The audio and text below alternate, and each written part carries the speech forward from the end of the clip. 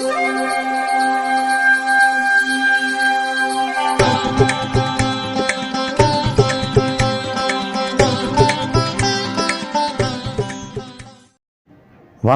வசந்த காலம் YouTube channel வாயிலாக ஜோதிடர் சண்முகப்பிரியன், சென்னை அடையாறிலிருந்து. சனி பெயர்ச்சி பலன்கள், அதில் மேஷ ராசி, முதல் ராசியான மேஷ ராசி இந்த 2023 டிசம்பர் மாதம் 20ஆம் தேதி சாயங்காலம் சனி பகவான் மகரத்தில் இருந்து கும்பராசிக்கு பிரவேசிக்கிறார். இதற்கு முன்னாடி ஒரு 3 மாதம் முன்னாடி அதிசாரத்தில் மகரத்திலிருந்து கும்பத்துக்கு வந்தார். வந்து இருந்துட்டு திரும்பி போனார். இது நம் அனைவருக்கும் தெரியும். திருக்கணிதப்படி ஏற்கனவே பயிற்சி ஆனதாக ஒரு செய்தி உண்டு. நம் வசந்த காலம் யூடியூப் சேனல், அதில் நம்ம சொல்லக்கூடிய விஷயங்கள் எல்லாமே சுத்தமான வாக்கிய முறைப்படி தான். திருநள்ளாறுன்னு சொல்லக்கூடிய அந்த இடத்தில், அந்த கோவிலில் சனிப்பெயர்ச்சிக்காக அவர்கள் வெளியிட்டிருக்கக்கூடிய நாள் டிசம்பர் 20 மார்கழி 4. அன்றைய தேதியில் சனி பகவான் மகரத்திலிருந்து மேஷத்துக்கு பிரவேசிக்கிறார். இது மேஷராசிக்காரர்களுக்கு எவ்வாறு பலனை செய்யும் அப்படின்னு, மகரத்திலிருந்து கும்பத்துக்கு பிரவேசிக்கிறார். ஸோ இந்த மாதிரியான இந்த மாற்றங்கள் மேஷராசிக்காரர்களுக்கு என்ன பலன் செய்யும் அப்படிங்கிறது தான் இப்போது இன்றைக்கி. இந்த பெயர்ச்சியானது 6/3/2026 வரைக்கும் சனி பகவான் அங்கே தான் இருக்க போகிறார். இந்த காலகட்டம் எப்படி இருக்கும் அப்படின்னு பார்த்தோம்னா, சனி பகவானுக்கு பொதுவாக 11ஆம் இடம் அப்படிங்கிறது விசேஷமான இடம். அந்த இடத்துக்கு வரும்போது அவர் நற்பலனை செய்வார். மேஷராசிக்கு இப்போ 11ஆம் இடத்துக்கு வரார். அதில் ஒரு முக்கியமான விஷயம் என்னென்னா, அது அவருடைய சொந்த வீடும் கூட. சொந்த வீட்டில் ஆட்சி பெற்று பலம் பெறுகிறார். மூலத்திரிகோண பலம் அப்படின்னு ஒரு பலம் இருக்குது, அதுவும் பெறுகிறார் சனி பகவான். இப்போ இந்த சனி பகவான் எந்த ராசியாக இருந்தாலும் ஒரு பொது விதி 11ஆம் இடத்துக்கு வரும்போது நற்பலனைத்தான் செய்யும். அது சரராசியான 11ஆம் இடமாக இருந்தாலும் சரி, சனி பகவான் நன்மையைத்தான் செய்வார். சனி பகவானை பொறுத்த வரைக்கும் நீதிமான். நம்ம எந்த அளவுக்கு கரெக்டாக இருக்குமோ அவரும் அதே மாதிரி இருப்பார். ஒரு ஸ்ட்ரிக்ட் ஆஃபீஸர் மாதிரி. தப்பு செஞ்சால் தப்பு, ரைட்டு செஞ்சால் ரைட்டு. இப்போ ஏற்கனவே அவர் ஒரு ஜஸ்டிஸ், கரெக்டாக நமக்கு நீதி வழங்கக்கூடியவர். நாம் முன்னாடி செய்த பாவ புண்ணியங்களுக்கு ஏற்ற மாதிரி தான் பாவ புண்ணியங்கள் நடக்கும். இப்போ இந்த இடத்துல அவர் நற்பலன் செய்வதற்காக காத்துக்கிட்டு இருக்கார். அதனால் நற்பலன்கள் அதிகமாக நடக்கும். சரி, என்ன மாதிரி நற்பலன்லாம் நடக்கும்? எல்லா விதமான நற்பலனும் நடக்கும். பொதுவாக குரு பகவானை பொறுத்த வரைக்கும் அவர் இருக்கும் இடம், பார்க்கும் இடம் அப்படின்னு 2 விதமாக இருக்குது.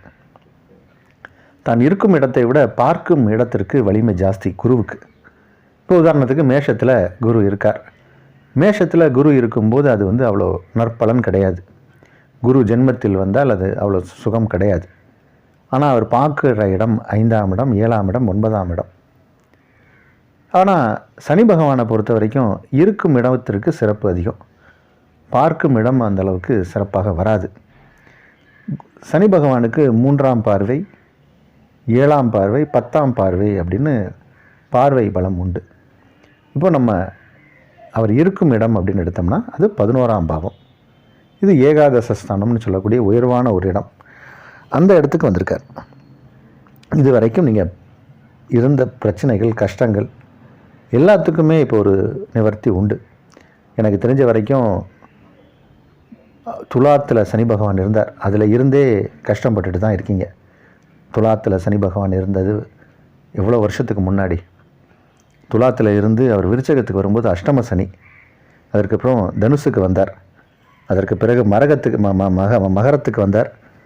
மகரத்திலேருந்து அதிசாரத்துக்கு கும்பத்தில் திரும்பவும் மகரத்துக்கு போய் இப்போ நேர்கதியில் வந்துட்டார் 11ஆம் இடத்துக்கு. அப்போது நமக்கு துலாத்தில் சனி பகவான் உச்சமான காலத்தில் இருந்து கஷ்டத்தில் தான் இருந்திருக்கோம். மேஷ ராசிக்காரர்களை பொறுத்த வரைக்கும் இந்த 11ஆம் பாவம் அப்படிங்கிறது ஒரு வெற்றியை தரக்கூடிய பாவம், லாபத்தை தரக்கூடிய பாவம். உங்களுடைய வயதிற்கு தகுந்த மாதிரி எல்லா விஷயமும் நடக்கும். நடக்காது என்று எதுவுமே இல்லை. நடக்காதுன்னு சொல்வதற்கு எதுவுமே இல்லை. திருமணம் கைகூடும், வீட்டில் சுப விஷயங்கள் நடக்கும். நீங்கள் வெளிநாடு போகணும்னு ஆசைப்பட்டீங்கன்னா வெளிநாடு போகலாம். குழந்தை இல்லாதவர்களுக்கு குழந்தை பாக்கியம் ஏற்படும். பதவி உயர்வு கிடைக்கும், இடம், வீடு, வண்டி, வாசல் எல்லாமே கிடைக்கும். இதே எப்படின்னா இந்த சனி பகவான் பெயர்ச்சி அப்படின்னு மட்டும் நம்ம சொல்லாமல் இதில் அடிப்படையாக இன்னும் சில விஷயங்களையும் நம்ம சேர்த்து பார்த்து பலன் சொன்னால் தான் இந்த காலகட்டம் எப்படி இருக்குன்னு சொல்ல முடியும். முதல்ல உங்களுடைய பிறவி ஜாதகம், இப்போ என்ன தசை நடக்குது, அந்த தசையோட அந்த தசா காலத்தோட இந்த கோச்சாரத்தில் வரக்கூடிய சனி பகவானினுடைய பெயர்ச்சியும் மிக்ஸ் ஆகி என்ன பலன் செய்யுது அப்படின்றது. அது உங்களுடைய பிறவி ஜாதகத்தில் என்ன தசை நடக்குதுன்னு ஒரு ஜோஷியரால் தான் சொல்ல முடியும். அல்லது உங்களுக்கு தெரிஞ்சால் அது நல்ல திசையாக இருந்தால் 5 குடையவரோட திசை, 7 குடையவரோட திசை, 9 குடையவரோட திசை, இந்த மாதிரி ஏதோ ஒரு லக்னப்படி இருந்தால் அது நற்பலன் செய்யும். குரு பகவானை பொறுத்த வரைக்கும் இப்போ 5, 7, 9 அப்படி ஸ்தானங்களை பார்க்குறார்.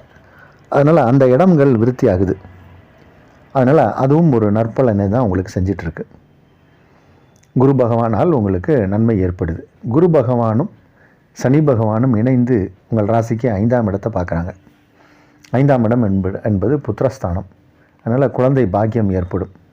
இதில் இன்னொரு பலனையும் சேர்த்து சொல்லணும்.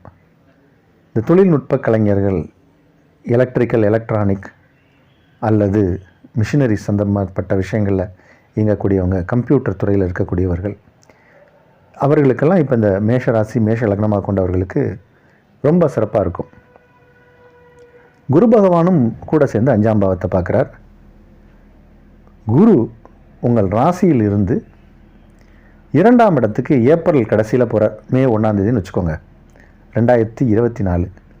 அந்த காலகட்டம் வரும்போது உங்கள் ராசிக்கு 2ஆம் இடத்தில் குரு, ராசிக்கு 12ஆம் இடத்தில் ராகு, 11ஆம் இடத்தில் சனி அப்படின்ற ஒரு நிலைப்பாடில் இந்த கிரக அமைப்பு இருக்கும். இது உங்களுக்கு ஒரு one time achievement, one time target அப்படிங்கிற மாதிரி, ஒன் டைம் செட்டில்மெண்ட்டுங்கிற மாதிரி எப்படியெல்லாம் இதுக்கு வார்த்தை இருக்கோ எல்லா வார்த்தையும் சொல்லலாம். அந்த அளவுக்கு ஒன்ஸ் இன் அ ப்ளூம்னுவாங்க, அந்த மாதிரி ஒரு பொற்காலம்னே சொல்லணும். அந்த அளவுக்கு நிதி நிலையில் ஒரு உயர்வு ஏற்படும். பெரிய அளவில் தன லாபத்தை பெறுவீங்க. அதனால் சனி பகவான் இப்போ மாற்றமே உங்களுக்கு நல்ல மாற்றம். அதில் அடிஷ்னலாக குருவின் பெயர்ச்சி, குரு இருக்கும் இடம், ராகு பகவான் இருக்கும் இடம், குருவின் பார்வைப்படக்கூடிய இடங்கள், இது எல்லாத்தையும் வச்சு உங்களுடைய பிறவி ஜாதகத்தில் இருக்கக்கூடிய தசாபத்தியும் எடுத்து வச்சு சொன்னோம்னா யாராக இருந்தாலும் இது 90% நற்பலன். உங்கள் பிறவி ஜாதகம் நல்லா இருக்கும்போது 100க்கு 100% இது நற்பலன் தான். அதிகப்படியான நற்பலன் நடக்க போகுது. அதில் நிதி நிலை, உங்களுடைய வருமானங்கள் பெரிய அளவில் உயரப்போகுது. இது வரைக்கும் ஹவுசிங் லோன் கட்டிக்கிட்டு இருக்கேன் சார், அந்த கடனுக்கே இன்னொரு இடத்துல கடன் வாங்கி கட்டிக்கிட்டு இருக்கேன் அப்படின்னா ஒன் டைம் செட்டில்மெண்ட் பண்ணி அதை அடைச்சிடுவீங்க, ப்ரீக்ளோஸ் பண்ணிடுவீங்க. சார் ரொம்ப நாளாக பழைய கார் வச்சு யூஸ் பண்ணிகிட்ருக்கேன், புது கார் வாங்கணும், வாங்கிடுவீங்க. சார் வீடை ரெனோவேஷன் பண்ணணும், பழைய வீடாக இருக்குது, பெயிண்ட் அடித்து 15 வருஷம் ஆச்சு, மாளிகை மாதிரி வீடு மாறிடும். இந்த மாதிரி எல்லா விதமான நற்செயல்களும் நடந்துக்கிட்டே இருக்கும். உங்களுடைய குழந்தைகளுக்கான உயர் படிப்புக்கான ஒரு விஷயங்களுக்கு உங்களுடைய பங்கிடல் இருக்கும். மனைவி வழி ஆதாயங்கள் பெறக்கூடிய நேரம். உத்தியோகம் நல்ல உயர்வு பெறும். உத்தியோகத்தில் ஒரு கௌரவம் கிடைக்கும். வெளிவட்டாரத்தில் நம்மளுடைய உறவினர்கள் மூலம் பட்ட அவமானத்திற்கு இப்போ ஒரு தீர்வு கிடைக்கும். உங்களை சபையில் கூப்பிட்டு உங்களுக்கு ஒரு மரியாதை செலுத்துவாங்க. அவமானங்கள்லாம் மாறி இப்போ உங்களுக்கு மாலை மரியாதை அப்படின்னு கிடைக்கக்கூடிய ஒரு நேரம்.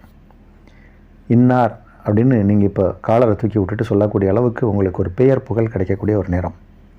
நம்ம எந்த பக்கம் பார்த்தாலும் இது நற்பலன் தான் சொல்ல முடியுது. ஏன்னா ராகு, கேது அல்லது குரு பகவான் இவங்கெல்லாம் இந்த வருடக்கோள்கள், இவங்களெல்லாம் வச்சு நம்ம நினச்சி பார்க்கும்போது இந்த எல்லா வருடக்கோள்களும் மேச ராசிக்காரர்களுக்கு ரொம்ப நல்லா இருக்குது. ஆகையால் இதை அடித்து திட்டமிட்டு சொல்லலாம்.